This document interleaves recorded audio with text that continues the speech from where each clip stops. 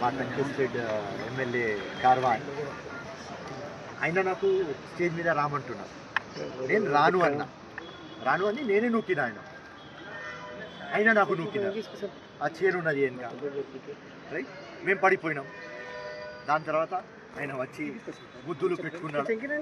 So ఏం లేదు, ఇది మా పార్టీ ఫ్యామిలీ.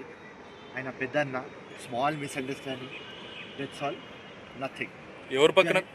ఎవరి పక్కన కూర్చోవడానికి ఇద్దరు మొత్తం అది ఆ విఐపి ఉంటాయి కదా చైర్లు, మినిస్టర్ పక్క కూర్చోడానికి అందరు ప్రయత్నం చేస్తున్నారు. ఆ ప్రయత్నంలో నేను వెళ్ళిపోయినా ముందు కూర్చుందామని.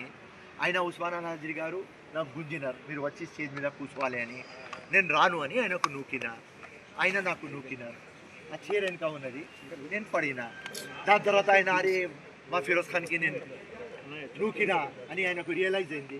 ఆయన వచ్చి ముద్దు పెట్టుకున్నాడు.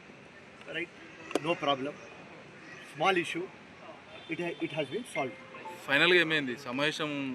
సమావేశం ప్రారంభమైందా లేకుంటే క్లోజ్ చేసుకుని వెళ్ళిపోయారా?